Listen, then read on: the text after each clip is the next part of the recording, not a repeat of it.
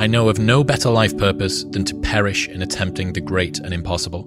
The fact that something seems impossible shouldn't be a reason to not pursue it. That's exactly what makes it worth pursuing. Where would the courage and greatness be if success was certain and there was no risk? The only true failure is shrinking away from life's challenges. It's so easy to be great nowadays, my friend, because most people are weak. Most people don't want to go to that extra mile. Most people don't want to find that extra because it sucks. It's miserable. It's lonely. And a lot of times you have to learn to perform without motivation. You have to learn to perform without purpose. You have to learn to perform a lot of different things. And that's what people think. They think I need to have this motivation to work out, to study, to be better. So if they don't have it, they just don't fucking do it. And that's where you fail. You have to learn to train your mind well beyond motivation. If you have motivation, that's great. That's some kindling to the fire. All it takes is a little bit of fucking spark, you can burn the whole forest up. But motivation, you have to learn to exist without it. You have to be your best self when you're least motivated. And that's the tricky part about all that shit. Motivation is just a word. You have to have these different things in your mind on where you want to go and know that motivation is not going to get me there.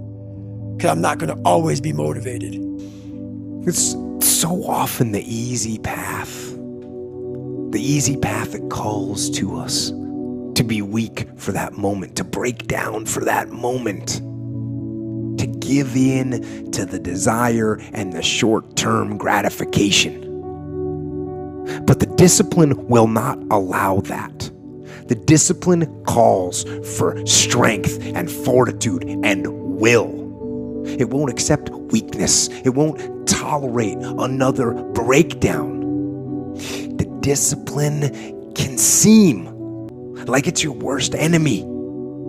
But the reality is, discipline is your best friend. It will take care of you like nothing else can. And it'll put you on that path. The path to strength and health and intelligence and happiness.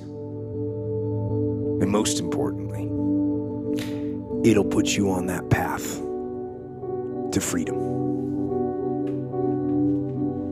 But in any case, the idea of sacrifice emerges in the story of Cain and Abel. And Cain and Abel both make sacrifices to God in order to stay on his good side, let's say. And what a sacrifice means is that you give up something of value in the present so that you can improve the future. And that's no different from what we call discipline. It's exactly the same thing. It's just the concretely acted out version of that. And so the idea is that you have to give up something of value now so that you make the future better. And sometimes it's even something you love now, and that's a good example too, because often the things that stop us from moving forward are our attachments to things that we should no longer be attached to, right? And in fact, you can almost make that definitional. If you're not moving forward in your life, there's a high probability that you have some idea or some mode of action or some habit that you're so in love with that you won't let go of it. The biggest risk to your future isn't your competition. It's the distractions you insist on keeping in your life rather than doing the things you know you should be doing but aren't.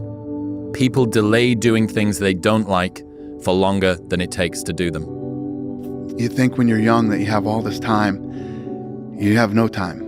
There's no time. I mean, one of the quotes on the wall in the gym in there is no tomorrow from Rocky 3. There is no tomorrow. Fuck that shit.